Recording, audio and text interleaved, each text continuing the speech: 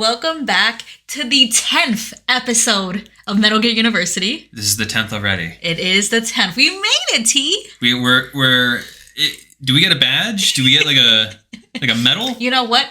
I'll pat you on the back right now. There you go. You hear that? Thank you. A job well done. Thank you so much. That means a lot. How do you feel? I don't know. I mean, a lot of things are happening. Mm-hmm. And we're 10 episodes in, and it's really cool that people are like receiving what we're doing, and like they're like, "You guys are cool." No, and it's cool because like we in the realm of like podcasts, we like just started. No, we literally just started, and I've already gotten what I wanted from it. I've gotten people going like, "Yo," like longtime fans, like, "Yo, this is amazing," and then new fans being like, "Yo, I'm listening to the podcast and I'm playing Metal Gear Solid 2 for the first time." Like, that's all I wanted. That was like that person, and I know you're listening, whoever you are.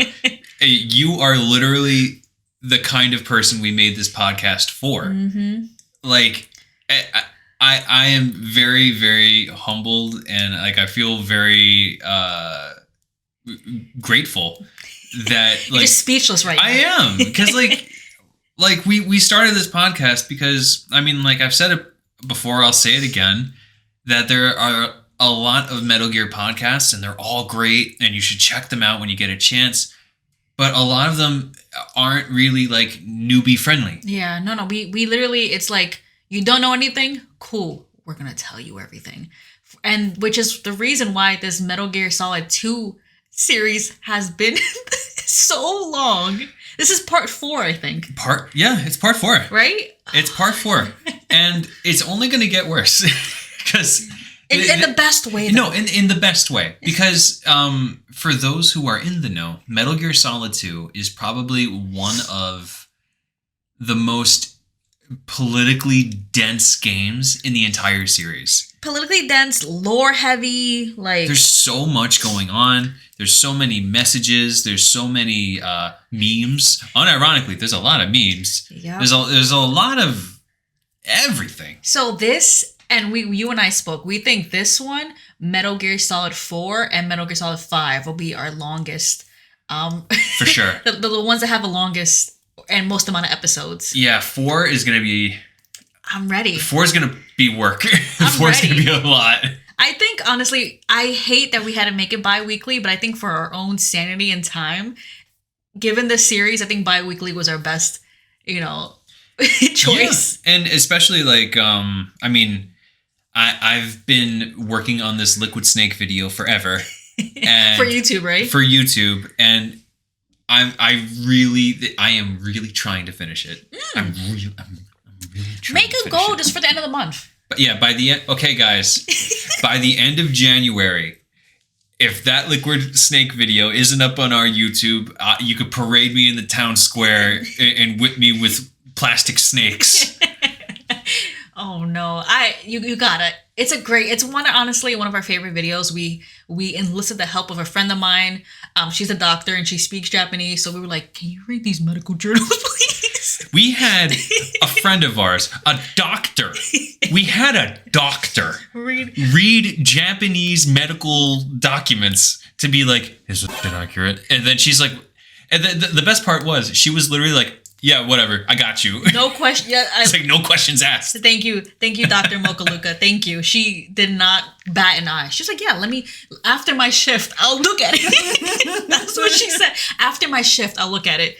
She's an overnight shift. I'm like, what are we doing? I don't know what we're doing. You know what? That's what I'm saying. Like adults, like no one changes. You're the same person you were when you were like a teen.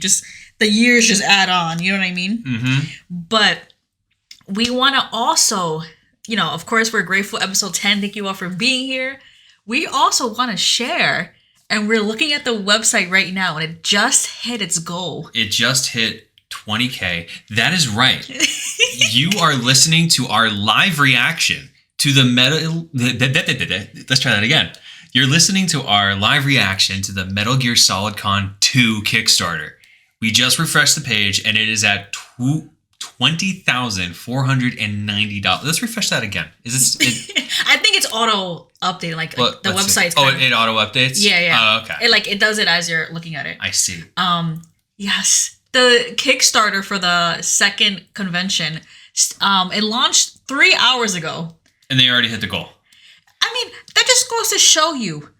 Kickstarter, like I wish I could fund all the GoFundMes, fund all the Kickstarters, but it just goes to show when you put in work, when you show a product, when you show the effort and time, and you've already shown the public what you can do, people will flock to it. Yeah. Amanda and the team, kudos. I don't know if any of you are listening, but we were there at the first one. We went for your birthday, T. Yeah.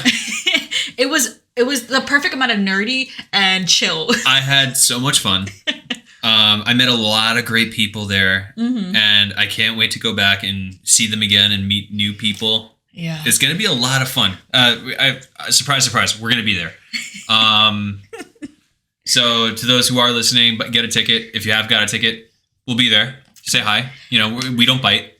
Would you? Okay, I'm gonna make a question for Spotify, but like for those who are listening on Apple or anywhere else, like would anybody like stickers? Should I make stickers for people if they want like a nice little Metal Gear University sticker to place in like a water bottle or something? I don't know. I think a sticker of our logo would be kind of cool. That's what I'm thinking. Like a little, maybe even like a TK&M stick. I don't know if people want it. Let me know. If one person says yes, I'm gonna do it, and not you, T. Then you don't get it. Okay. That's but fine. That's if fair. one person says yes, I'll make stickers and just like hand them out. I don't know about merch. I don't want to do merch. I feel like we're too early in the game for merch. Yeah, I feel like that's jumping the gun. I feel like if we get to like, and not to sound like a Kickstarter, like if we get to 1,000 people, but like I feel like if we got like 1,000 people listening, or you know that sort of stuff, maybe merch. I hear you. But like as of right now, I mean, I want to give out stickers. Yeah, like if you could see at the back end, our numbers are actually doing really good, by the way. But like, grateful. I don't want to get ahead of myself. No. I don't want to get too airheaded. No, and I'll stand by this right now, always and forever. We will never paywall or stand by that. Because never. First off, not saying any of you are broke, but we at times are broke. I'm broke. I will say I'm broke. I'm a brokey. Don't say that. Don't say that. Tom and I were talking a while back, and like, we would buy like. We used to work together. Oh my God. Are you going to talk about it? No, because it's the garlic sauce? It requires too long of a story. But there used to be a time where we'd buy $5 lunch. And those days, if you bought $5 lunch during a shift, people at the job, us included, would be like, wow, you're bougie today. Mm-hmm. So, but anyway, we know how it is to like want to support something or want to be a part of something and not have the funds. So we will never, ever paywall our stuff. But like you said, in the future, depending how things look, maybe for sure, stickers for free. Or, maybe if people are inclined to like financial package, that'd be pretty cool. Maybe a Patreon in the future. A Patreon, and maybe you get like a perk, but like nothing paywalled. I don't. No, I want to do the. I've told you, I always want to do the Stephanie Sterling route. Yeah, they do it right. I like them. I want to do their business model. Yeah, she has like, it's literally her. She has one tier and it's $1. Yeah, and I'm like. And I think you get a perk, like you get Discord access, right? Yeah, you get like Discord access. I think you can submit questions, and I think that those are perfectly legitimate like perks. That's all I want to do. That's all I stand by that. But yeah, we'll never paywall. But my main thing, we'll be at the con. I won't make them, but I'll get stickers. I'll hand them out if people want. And yeah, my goal is to be social this year. Yeah. You were definitely more social than I was. I was a little like wallflower. Yeah, I have a funny story with Mike Metz, where I hung out with him a lot. Yeah. Last con, great guy. He's honestly like a really cool dude. We were hanging out in the lobby, and apparently there was like, apparently there's gonna be like some sort of like karaoke meetup somewhere at a bar somewhere. Yeah. And then it was gonna be like at a bar in the like hotel lobby of like the hotel next door, and we trek like 3 blocks down, and we get there and no one is there. There's like 3 people there, and we're like, fuck. I guess we'll go back. No, we didn't go back because we're like, we're here. Oh no, we just had a beer there. We were like, I honestly at that point, like the jet lag was getting to me. I was exhausted. I clocked out. I was like, T, enjoy your time. Go with the bros. and you went. I had a beer in an empty hotel lobby. That's what I. That's what I did. But it was fun. I had a great time. No. And this year will be a little bit more social, be better. We already see some cool people are going, friends of ours that, we've met through podcasting and just in general. So we're excited.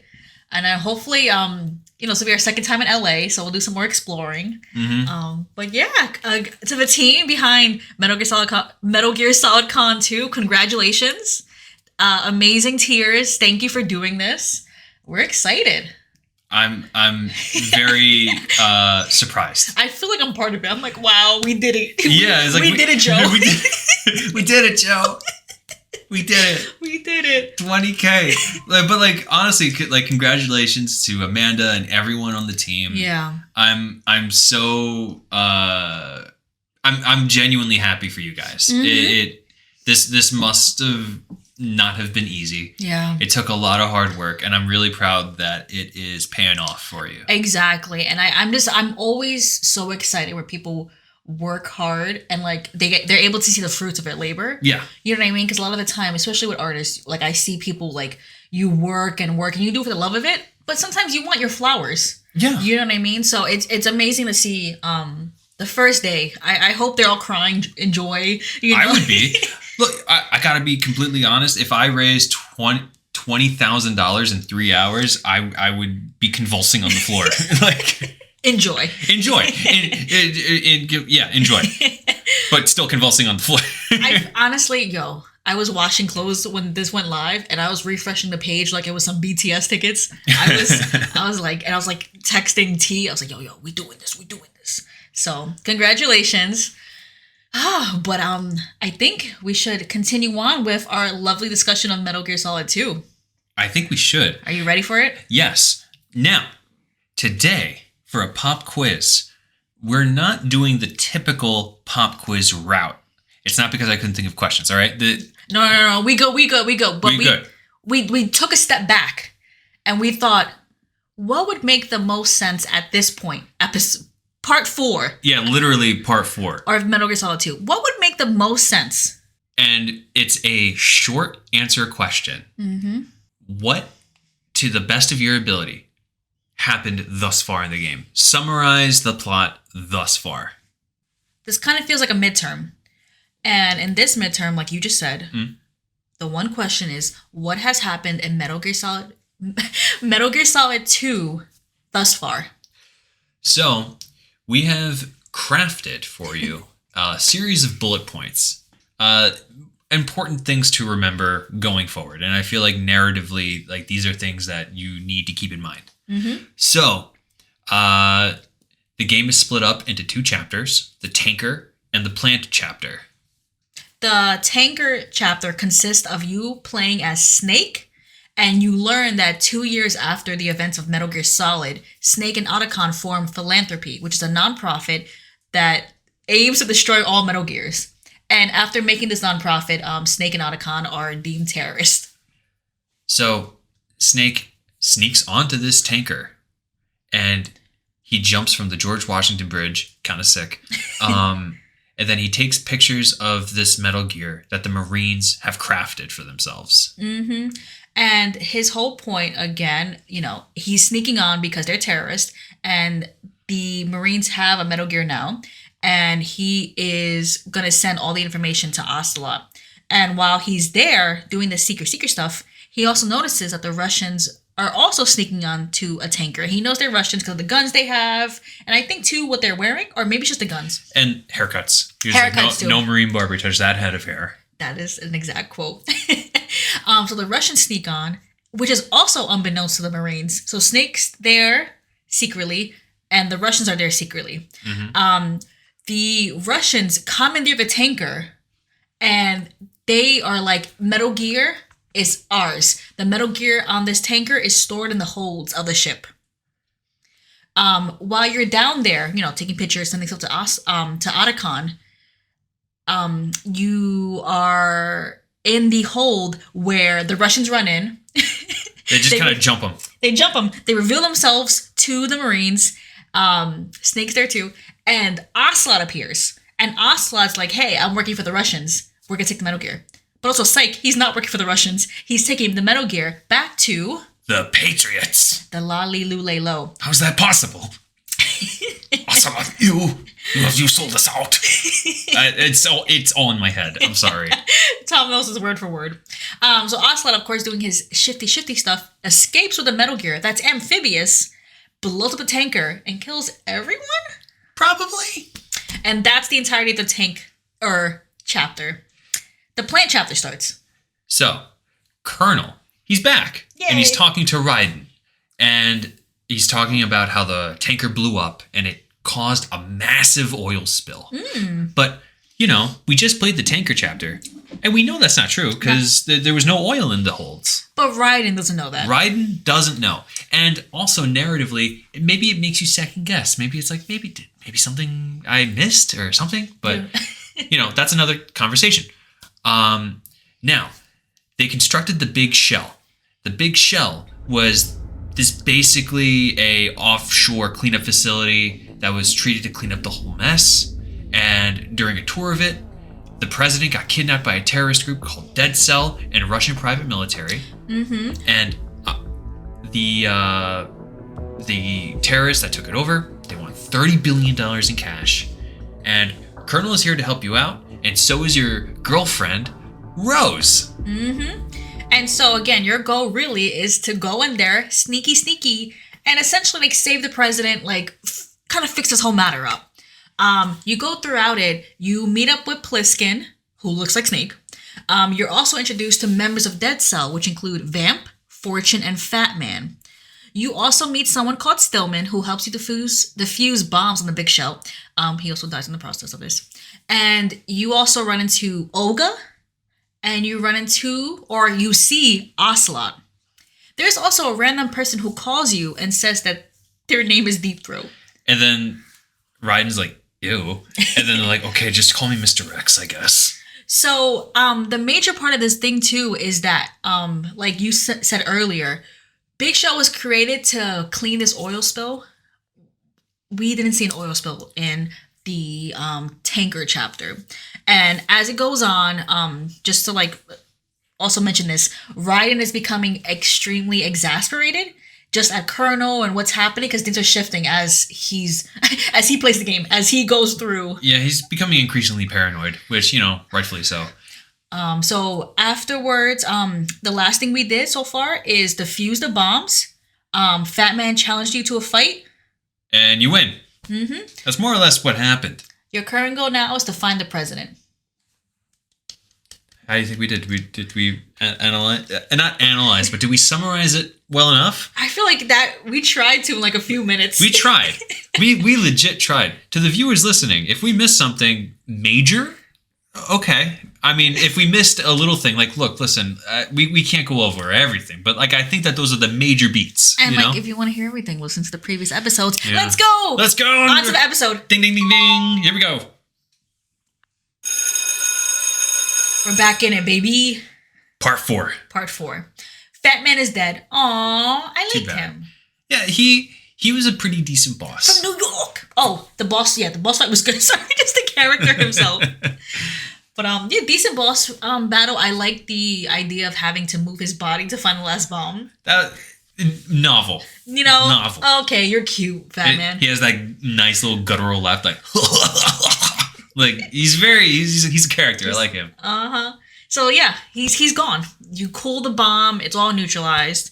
And you're speaking to Colonel just about I think last time we spoke, we mentioned how Fat Man didn't know anything about the ransom.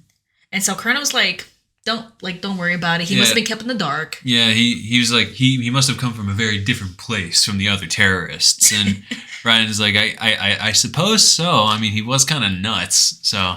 But in this point too, Raiden is noticeably, to me at least, sassy. I'm getting the impression that Raiden at this point is just what do I do now? I'm tired.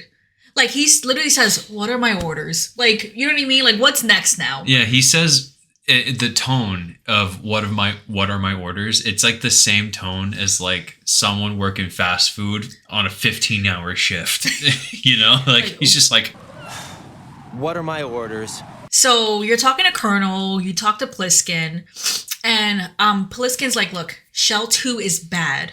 I have a friend supporting me, but it's flooding. You know what I mean? Mm-hmm. I think that's what he says. The central core is flooding. Yeah. Raiden's like, what about the toxins that were released in the explosion? And Pliskin's like, what are you talking about? Raiden's all messed up. Yeah, he's basically like, oh, if the big shell explodes, it will release a massive amount of toxins. Because what Colonel told you. Yeah.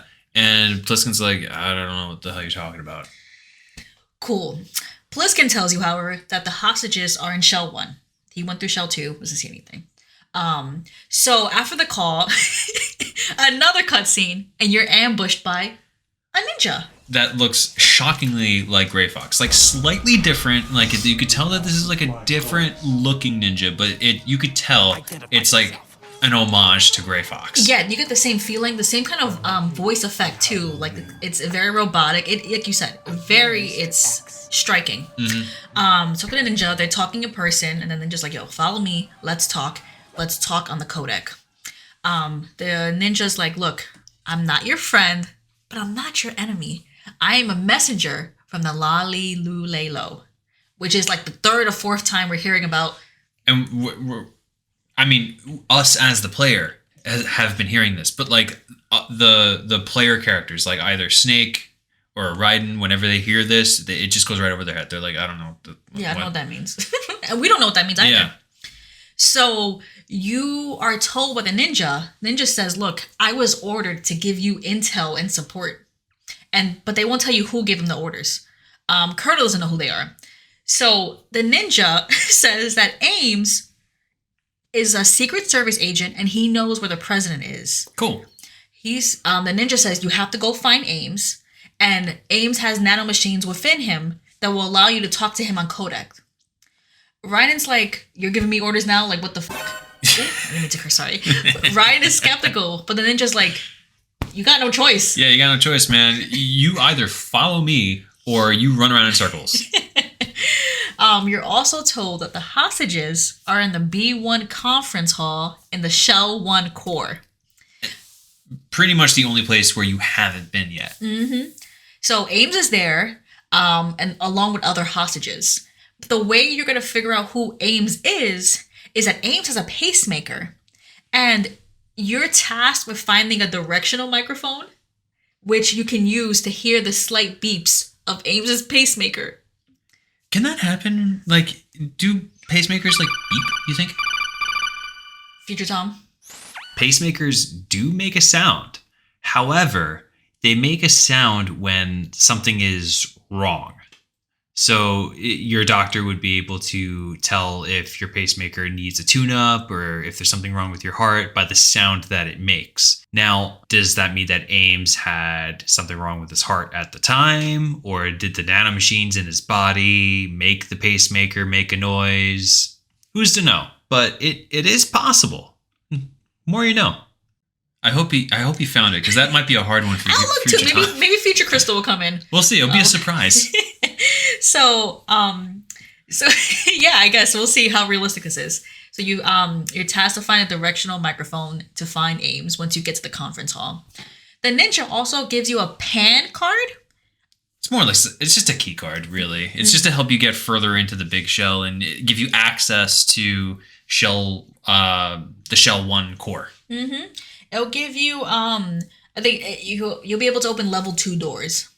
Which, shockingly enough, you would think that the Shell 1 core level would be higher than a 2.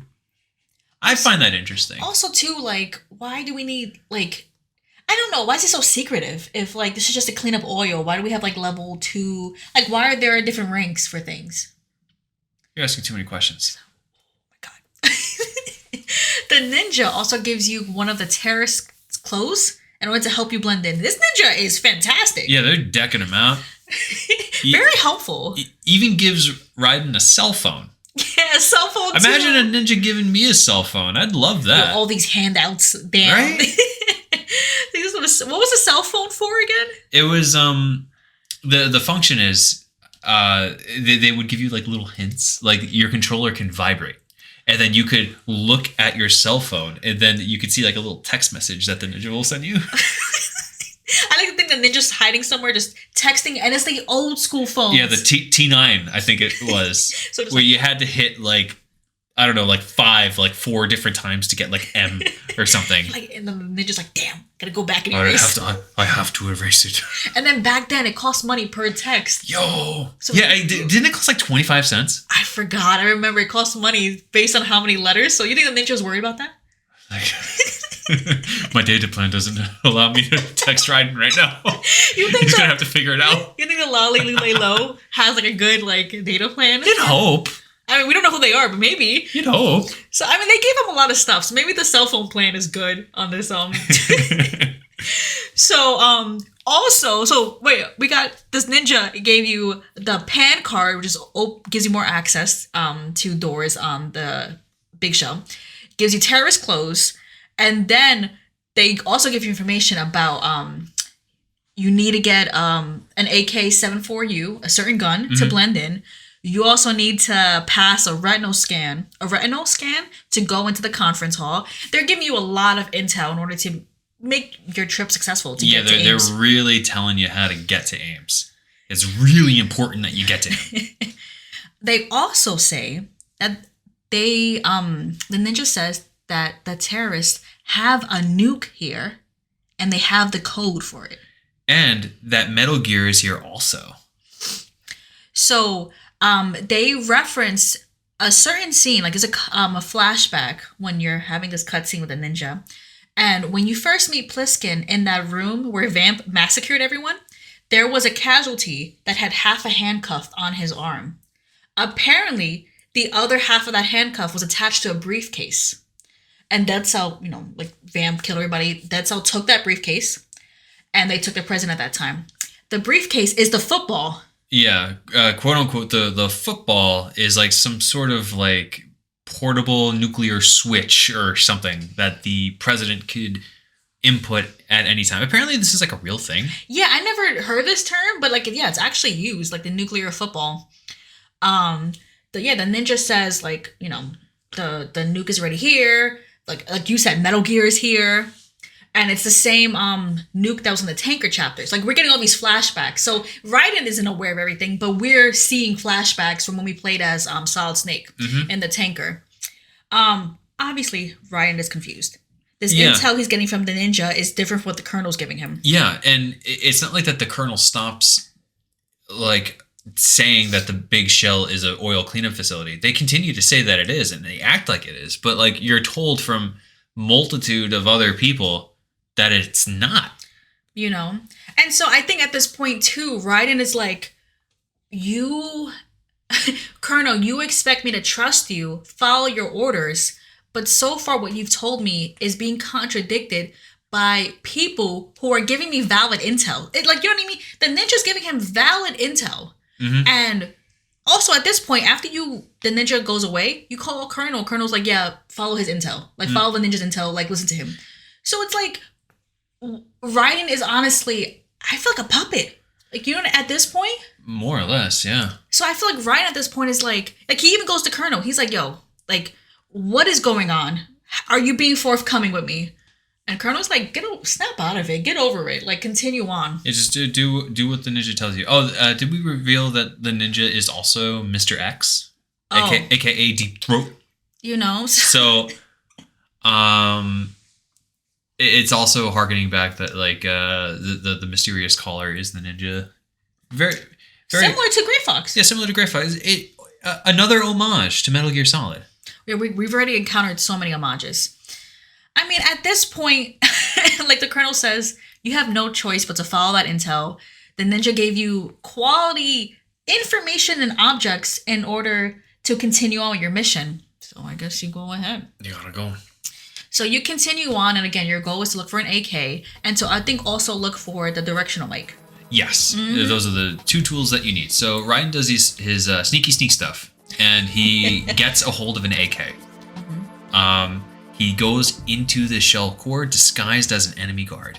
Rose calls you, and she's like, hey, yo, I found the grave site for Solid Snake.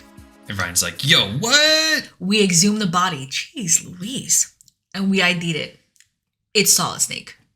And Ryan's like, damn, cigarette still in the mouth. He's like still so handsome. Like I wanted to meet him. Yeah, he was very bummed out because like he wanted to meet the legend in the flesh, you know. And I feel like too there was like this suspicion that like Solid Snake's around, right? Like I mean, Pliskin looks a lot like Snake. Well, it yes, sounds like Snake. It's voiced by David Hayter, after all. Yeah. So you know. But hey, we got confirmation. Snake is dead. Yeah. Solid Snake is dead. Yeah. And buried. And buried. I guess they'll put him back now. Also, the way that Rose was, I don't know who gave her the clearance, but like, what call did she make to be like, yo, dig up the body? That was one, quick. Yeah, and two, a lot of power. The time that it took to make a positive ID, like doesn't it take like a couple days? See, I don't have the knowledge of that. I don't have the knowledge of how many days. But I think my thing is like, if we think about Solid Snake where he was last, I imagine the government would have gotten his body. Because think about it, he snuck into... Yeah, the tanker. He was probably found in the cleanup. And they knew it was Solid Snake, his body. They did say that the right arm was missing in the body. Oh, the right arm of his was missing. Yeah. But that's what I'm saying. Like, if they found his body and ID'd him, I imagine his body would have been in government property. Probably. So for one, that being able to have his body dug up and like ID'd, that's really impressive of Rose to be able to do that. Yeah, I mean she has some interesting power at her fingertips. I just want to point that out because that's pretty impressive. So anyway, yeah, I just want to point that out. So you go in, you found the AK. Now it's time to find the directional mic. Once you find it, you're able to you continue on into the conference hall, and you're able to choke out a guy to get his eye scan to get into the room, the retinal scan, right? Yeah, you more or less follow what the ninja has to tell you to a T. Like the ninja more or less helped you out completely. Mm-hmm. Did you a real solid because they gave you access to the room where all the hostages are. There are hostages. Mm-hmm. And you want to continue from here? Sure. So Raiden is tasked to find these hostages. Now, you can use the directional microphone, as said before, to find the correct hostage. Now, this is an interesting part of the game because there's some shenanigans. In this room? Yes. Okay. Okay. So, hypothetically, if you were to ask the wrong person if you're Ames. Oh, because you have to get the mic and go to a hostage, right? And you're Ames, aren't you? Mm. And then if you get the wrong one, they'll go, like they'll mumble and stuff. And it'll cause the guards to have more suspicion. Yeah. And then it'll increase the patrols. It'll make it harder. So there's that.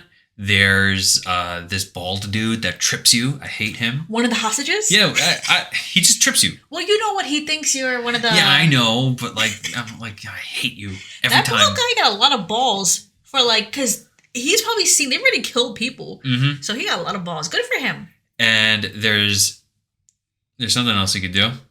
Oh yeah, Tom? Say it. There's a place where you can go where you could look up this girl's skirt, and then the Colonel and Rose will call you, and then they'll be like, "You pervert! How dare you do that?" Wow. So you think you know somebody? Shame on you, T. I was a preteen playing this. Shame on you. Look. Wow. Boo! Yeah, I'm canceled. Whatever. So, anyway, you continue on. Terrible. You continue on and you finally find Ames after that little shenanigan. You find Ames, and my favorite part of this is Ryan goes up to Ames and he's like, "I'm not a terrorist." Like, what? Okay. And Ames is like, "Yo, good shit. Cool. It's like, oh, you one of the good guys? I'll tell you everything." So his name is Richard Ames, and my man got a little mullet in the back. He got a little suit on. Yeah, business in the front, party in the back, baby. You know he's in the backyard grilling. So he got his little thing on. He got that thing on, and he was like, "Oh, I was sent by the Lali Lu Lalo just like you. And Ryan is like, what? The hell? This is like the fifth time we've heard Lolly Lulu in this game. And we know Ryan was not. He's sent by a colonel and whatnot. Yeah, and he's part of Foxhound, obviously. So he was just like, Ryan's like, all right. Ryan doesn't say anything. I think at this point, Ryan is like, whatever. I got to get the president. Whatever you say, I don't care. Where's the president? They're talking, and it zooms out, and we see Ocelot watching. Mm-hmm. Oh, wait. I don't mean to steal your thunder in your mojo. Okay. But there's one of my favorite little moments in this game. Okay. Is when you first meet Ames. Mm-hmm. And he's like, how did you find me? And then Ryan's literal line says, an informant calling himself Mr. X, dressed as a ninja. An informer calling himself Mr. X, dressed like a ninja. And Ames is like, I see. Okay. I feel like, well, you know what? If Ames is with the president, I guess Ryan can give intel. I feel like Ryan is too forthcoming. Yeah, but like... Also, Ames didn't even didn't even care. Okay, imagine like I come home with groceries and it was exactly what we needed and you didn't tell me what we needed. And you're like, how did you know? You didn't look at the fridge. And I was like, Mr. Cyclone told me he was dressed as a T-Rex. And you're like, oh, okay. But that doesn't sound weird. I mean, at this point, Ames has seen the president get kidnapped. He probably saw Vamp and was like, at this point, all bets are off. I don't even... One look at Vamp and I'm like, anything's possible. Anything is possible. So I think Ames at this point is like, oh, you're not a terrorist and you're here to save me? Cool. Bet. But yeah, you two are talking. You see Ocelot watching. And Ocelot, by the way, is not bothered by you two talking. He's kind of letting you talk. He's leaning back in his chair. He's watching. And so we're watching too. There's a long conversation with Ames. And here are the main points. We broke them down because it's a pretty long cutscene. Yeah, this is a big lore dump. But we wrote down the main takeaways. Mm-hmm. So the first one is that the president is on the first floor of Shell 2's core. Then that Dead Cell won't kill the president because they need him to open the case and launch Metal Gear. The case is controlled not by a typical passcode, but by the biometrics of the president. The case can only be operated by the president when his body is in homeostasis, as in no drugs or stress or induced choices. Like stress-induced choices. Yeah. Like he has to make the choices of his own free will. Yes. Mm-hmm.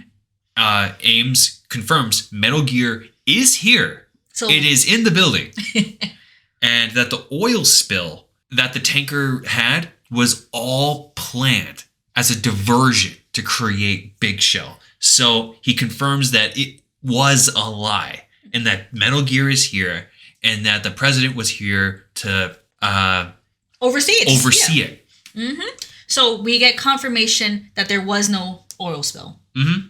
Man, it gives no time. There's no time for Raiden to react because Ames is like, oh, look, Solid Snake just walked in. Like, what? You look and there's like a partition where it's like a room like with a glass kind of panel you can look in. And Raiden looks and he sees Olga, Ocelot, and quote-unquote Solid Snake talking. It looks like a figure with massive shoulder pads. You can't get a good look at them. Yeah, the Solid Snake character. Very broad. It's just like, you can listen in with the directional mic. So you go, and they're basically talking about Fat Man being dead. Solid Snake is calling Dead Cell a band of lunatics. Which they are. Ocelot calls Solid Snake King. And King says that the Patriots must be behind all of this. Okay. We get another confirmation that there's flooding, and so the connecting pathway between Shell 1 and 2 is going to be sealed to prevent the flooding.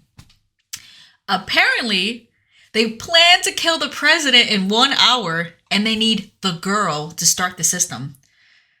There's so much. There's so much.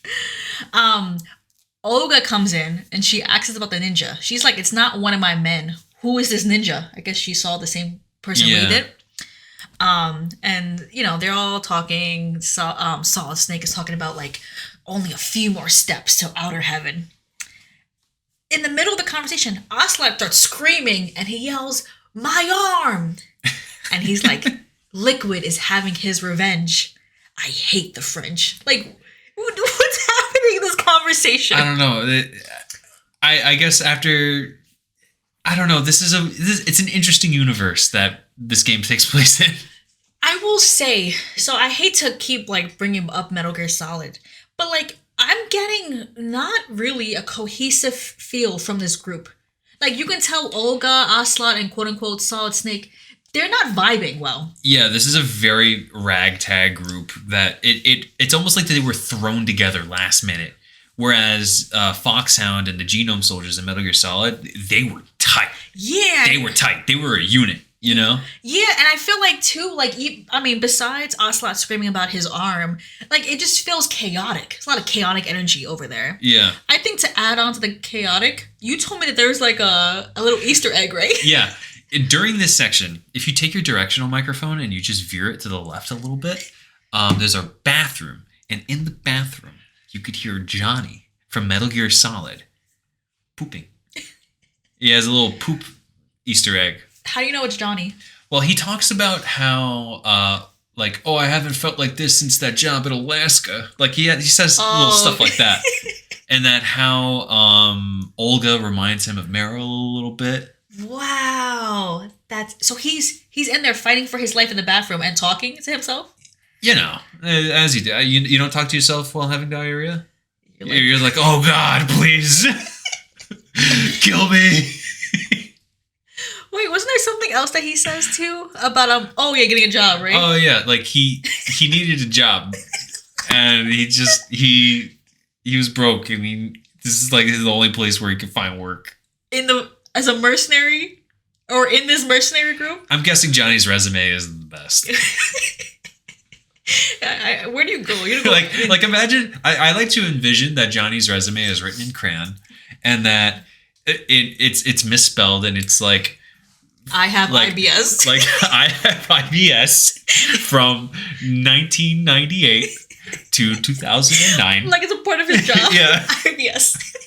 And then that he was part of a revolutionary army tried to take over United States 4 years ago. Oh man. I would like to have a job, please. Damn. I think, and again, like that little Easter egg only just adds on to like the chaotic nature of like this team. So again, Johnny's back, I guess.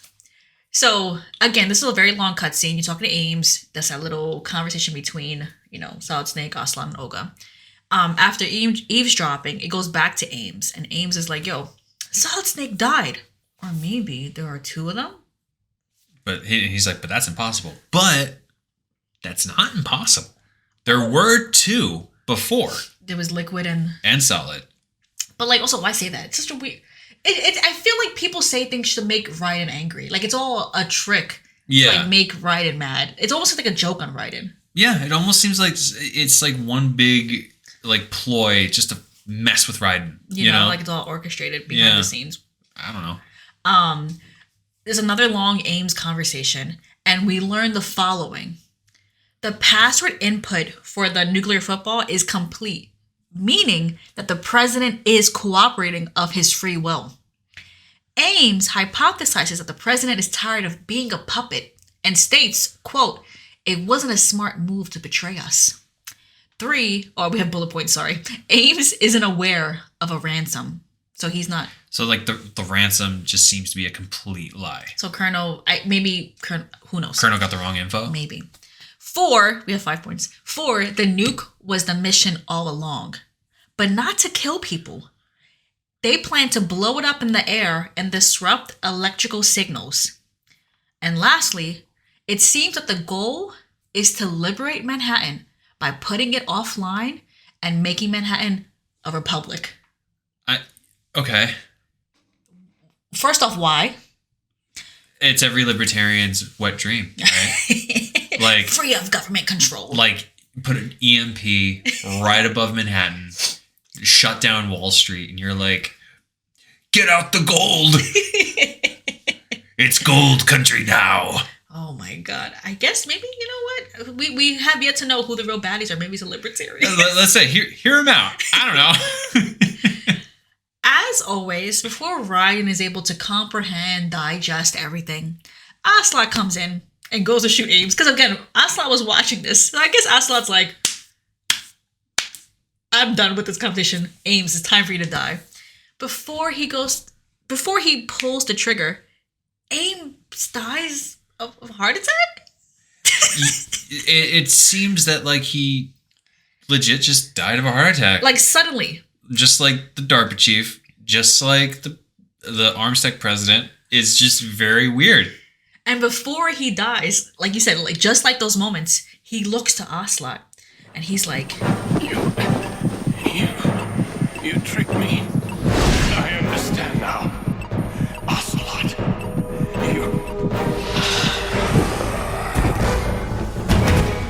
So after Ames mysteriously dies, Ocelot turns to Raiden. He's still dressed up as a Russian military dude. And he's like, yo, I know who... Stop. Just... Also, to all the other soldiers are like, yeah, that's not one of us. You want to be right when the boss comes in. Like, yeah, actually, he looks funny. I please don't fire me, please. So Ocelot takes off the mask, reveals Raiden's beautiful hair. Beautiful hair. Face. And right before Ocelot points the gun and shoots at Raiden, the ninja jumps, apparently from the ceiling, and almost slices off Ocelot's hand. I feel like maybe it's just me like making this up, but I feel like I saw Ocelot move his hand back. I feel like mentally, like an image. He must have. Yeah. But like, it's the same. Again, it's the same. No, imagery. Imagine the irrational fear Ocelot must have of ninjas slicing off his hand. If it happened twice, like, yo, then a third time is probably likely. You know, like, can you imagine like Ocelot off shift going like, I can't believe it happened again. A goddamn ninja. No, imagine sliced off my hand 4 years ago. Imagine a ninja comes in from the roof, and your instinct of all instincts is to move your hand back. And then first instinct, move your hand back, and then your first thought, again? The first time is wild enough. I would be like, what is with my arm? Like, what? Like, I can't believe this keeps happening to me. Damn it. I know Ocelot's done. He's tired. But, you know, he does save his arm this time. Mm-hmm. And then Ocelot's even bewildered. He's like, but you died. Because he thinks it's Grey Fox, right? Yeah. Yeah, okay. They start shooting at the ninja. The ninja's deflecting bullets, doing all the cool stuff. Ocelot is freaking out. He's like, no, stop. It'll hit the hostages. We need them alive. Mm-hmm. Raiden is just like, this is a great time to leave. And he runs out the room. Great job, Raiden. He does the Joseph Joestar, baby. No. The ninja aids in Raiden's escape, but Raiden's like, peace, he's out. He's out. And Raiden calls Colonel, of course. And he's like, you sure you don't know anything? Like, what's going on? I learned a lot from Ames right now. Like, do you still want me to find the president, by the way? The president's, like, working with the terrorists? Yeah, apparently the president's a bad guy. You know? And Colonel's like, you know what? Maybe the president can explain himself. Go find him. And I mean, at this point, like, why not? Like, you're already here. Yeah. And I think, too, like, I don't know. It's more for curiosity at this point. Yeah, like, why are you working? So, anyway, continue on. So, you continue on again, of course. Find the president. And you run into this bridge. And Pliskin gives you intel on, you have to shoot these... go ahead, Tom. Help me out. There are these control panels that are hooked up to Semtex, which is basically like a plastic explosive. Okay. They're hooked up to the bridge connecting Shell 1 and Shell 2. Okay. So this is basically like you're going into like the second half of the big shell. Okay. You call Pliskin, and Pliskin just gives you the rundown, going like, yeah, just shoot the control panels. you'll get through. Okay. More or less it. So Raiden shoots down all these little control panels. They're cleverly hidden. Some are obvious, some are not so obvious. And then Pliskin's like, oh, by the way, I have an enemy Kasatka available, which is an enemy airship, right? It's just an airship. Helicopter. Helicopter. I have a Kasatka available, but it doesn't have enough space to carry all the hostages, so we're going to have to take 2 trips. Don't worry about who's piloting it, because my partner, Otacon, is going to pilot it. And Ryan's like, Otacon? And then Otacon, like literal Otacon from Metal Gear Solid and the Tanker chapter, he comes in and he's like, hey, what's up? Like he almost comes in like almost like the 90s sitcom. Like, hey, and then like the audience claps. Or he pauses for a minute to wait for the clapping to stop. I'm Otacon. So anyway, they're here, hooray! So it's Pliskin and Otacon. Yeah, it's Pliskin. Pliskin and Otacon. Yeah, okay. There is no real reason to believe that Pliskin can be Snake. I know it seems damning. Right? It's okay. You have a conversation with Rose and Colonel. Of course, I feel like that's like his helpline. Like he's like, anything happens and you got to call your people. They're not helping, but it's like I need support. And you speak with Rose and Colonel about Snake and Otacon, and they're like, they're wanted for terrorism, and like they caused the explosion that necessitated the need for the big shell. Yeah, like they're still talking about the oil spill. Like the oil spill. Like, dude, that is so 5 hours ago. So 5 hours ago. And of course, they're always listening. Mm-hmm. So they heard people say there was no oil spill, but they're still continuing it. And also, I mean, I don't blame Raiden, but he never mentions or questions the new intel he's received. Yeah. You said something to me the other day and I liked it. You were like, Raiden and us, we're given so much information at once. We're almost like overloaded. Yeah, I feel like this game is purposely crafted to overload you with information. So much so that even if you're given like contrasting information, you either don't notice it right away or it just goes right over your head. And I think Raiden really embodies that, because I think like that's just one question I would have for Rose and Colonel. Mm-hmm. You know what I mean? I would just have one, like that just be one topic. And also there's no time because you're on this terrorist base. It's just too much going on. But the main thing though that Raiden does say is that I don't think Snake's a terrorist and I don't think he's dead. Rose and Colonel are like, no, I need his body. Like he's dead. And Raiden's like, I'm holding out. Yeah, I don't know, man. Otacon is here. So and Pliskin might be friends with Snake. As always, again, talking about being overloaded. You're having this conversation with Pliskin. You see him on the Kasatka. You're on the bridge, and this man in a cape appears. Never trust a man with a cape. Never. That's what Larry David said. Never trust a man with a cape. This man in a cape appears and says, I've been waiting for you, messenger from the Patriots. And then also, too, kind of cute, he whispers, he's like, where do I know you from? These characters, they're so, like, they're just so funny. Like, he's supposed to be this imposing figure. He's leaning against this doorway with a cape. You don't see his mouth. You kind of see his eyes and at the top of his head. But, like, it's like, where do I know you from? Like, that is pretty funny. Just like he looks like, almost like Batman, almost. And he's like, a messenger from the Patriots. Well, who are you? Like, who's this guy? He introduces himself as Solid Snake. And for new players, this moment is one of the most, like, one of the biggest memes from the series. Yeah. And I think you're probably going to play it in the podcast. Oh, I totally will. Here it comes. No, that is not Solid Snake.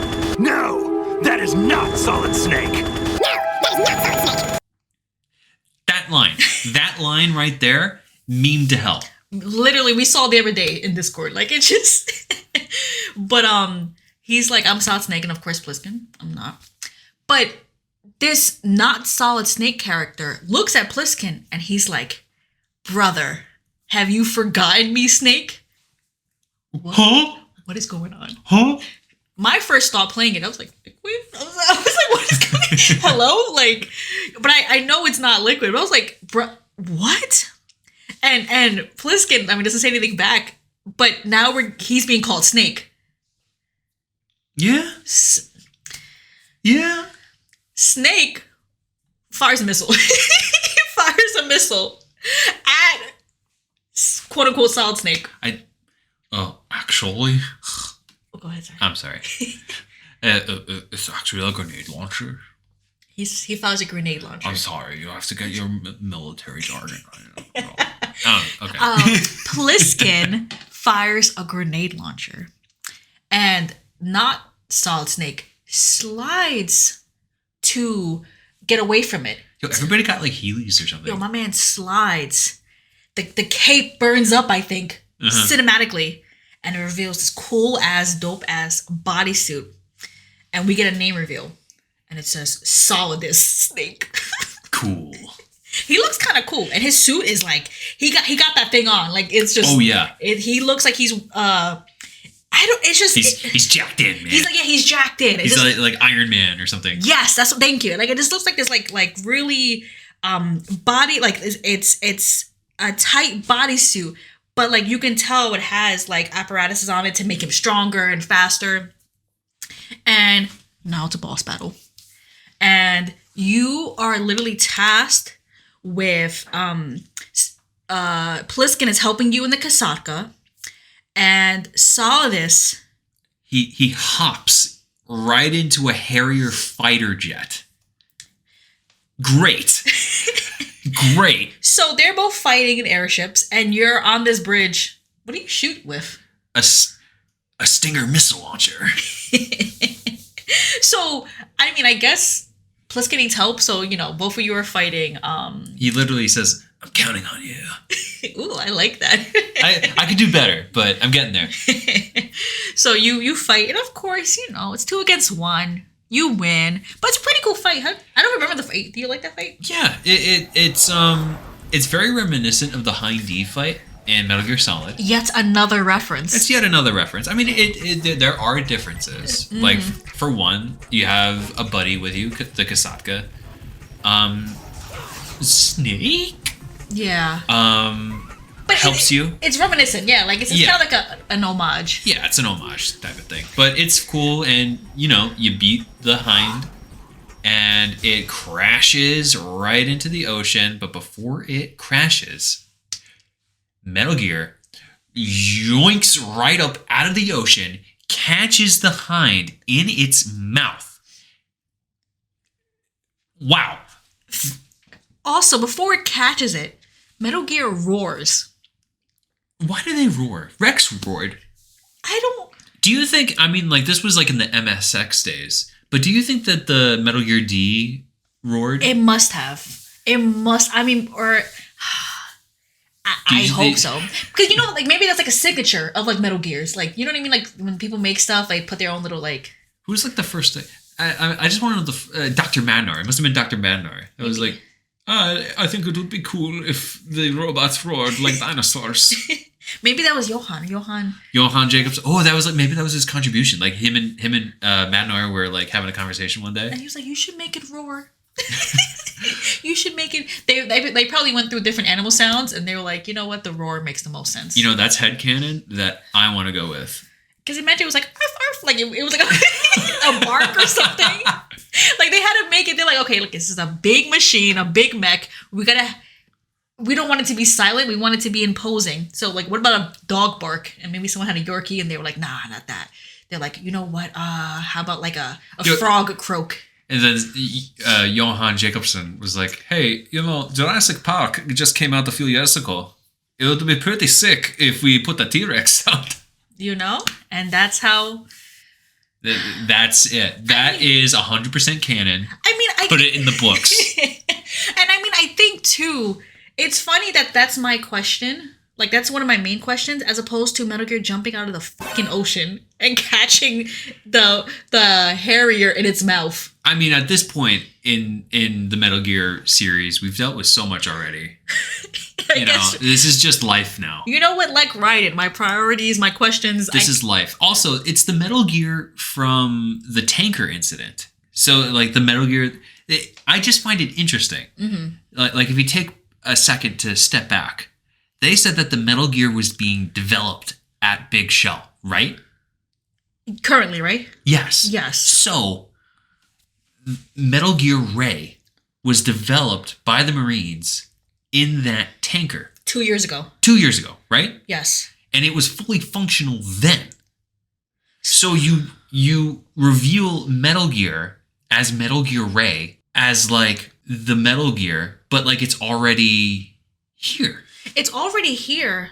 So like, and that's funny because that's actually the bigger question. Because I was gonna say, it's active now. Yeah. So like, but like it's been active. The way it's operating. Yeah, I mean, like that Metal Gear must have been active for at least 2 years already. So if Metal Gear is not, if it's not being developed at the Big Shell currently, like what is there another Metal Gear? Yeah. What is that? What's oh my god, what's happening at the Big Shell? I mean, the main thing though is that Metal Gear is active, which is bad. Yeah. Bad news bears. Yeah. Metal Gear saves Solidus. It, again, like we said, it catches the hair in its mouth. Solidus, mournful at the loss of his eye. They got my eye. I love that. Tells Vamp to just go. Vamp was assisting Solidus in the Hind, but now Solidus just wants him to go. Vamp jumps out the Harrier, and I kid you not, like Jesus Christ himself runs on water. Did Jesus Christ run on water or walk on water? Oh, Jesus running on water. I don't know why I'm getting nervous. that sounds. Why does that sound scary? Where is he running? Why is he running? Where is he going? So I guess like Christ, Vamp just starts running on water, and then runs vertically up a wall like Spider-Man, and hops into the Big Shell. Great. Now he's back in the Big Shell. Mind you, Raiden is looking at all of this. Yeah. No words yet. What can you say?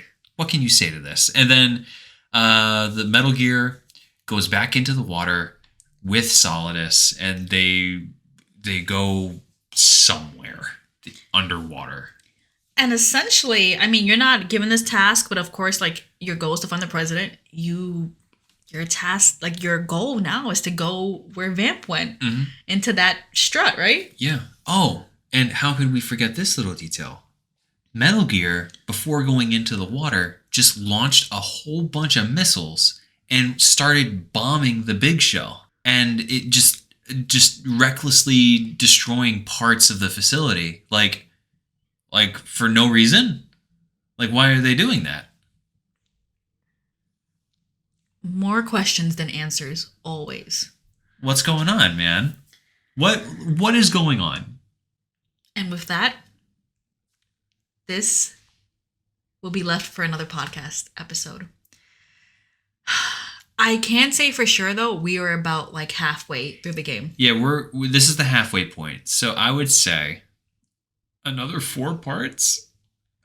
I mean, I think our goal, as always, is to be thorough. And especially for new players, we want to make sure to catch as much little things as possible so that we can explain it later in detail. Exactly. So when we eventually get to 201 stuff, when we talk about things in depth, everybody's up to speed. Mm-hmm. Now, to those who are listening and have listened this far, thank you so much. Thank you. It genuinely means a lot. Thank you. If you would like us to have a 201, please feel free. Yeah, if you have any suggestions, we have one in the chamber. We're thinking, should we see if it's the idea for it? Yeah, I think it's cute. Okay, it's a cute idea. We're thinking our next 201 episode, we're going to be ranking the different terrorist groups in this series, basically kind of deciding who had the best demands. Who was the best terrorist group? Yeah, who was the best terrorist group? And for the terrorist groups that made ransom demands or held the world at ransom, who did it the best? And I was shocked at how many actually like groups there were. I thought like there was a lot. Yeah, I was like, there were actually a lot of like people trying to like steer the world. But we have that. We don't know when we'll do it, but I think it's our next idea. But like T was saying, please give us like you have any questions, you have any ideas. Again, we're TK and M on Twitter and Instagram and YouTube. Twitch. So like, please reach us out. I'm thinking we should make a new email. And we'll like people can send questions. That'd be cool. But for now, on Twitter, reach out to us. T, thank you so much for editing this, for being who you are, for being the best partner for this little podcast venture. This was fun. This was great. Mm-hmm. I have a lot of fun making these. Mm-hmm. And you want to thank me? Oh, yeah. Thank you. Thank me. Just say something nice about me, please. Okay. Thank you for being the other 50% of this team, for being the creative eye that I love to give you credit for doing a whole lot of stuff. Thank you for being the media face of our online persona, because I am so bad at it. Yeah, you see some questionable tweets. It is me. It is me. Thank you for being the best partner. Thank you for being the best friend. Thank you for being my favorite Metal Gear Solid fan. Thanks, T. And it's also my birthday on Wednesday, FYI, people. If you want to get me gifts, you can just retweet our tweets and speak our names in rooms. I'm looking for opportunities this year. So I just, I feel like it's the best gift you can get. Just like connect us with people who are doing cool things, because we think we're trying to do cool things. Yeah. But anyway, that's it. We'll see you in 2 semanas, and we'll be back with another episode. Love you all. Thank you. Later, guys. Bye.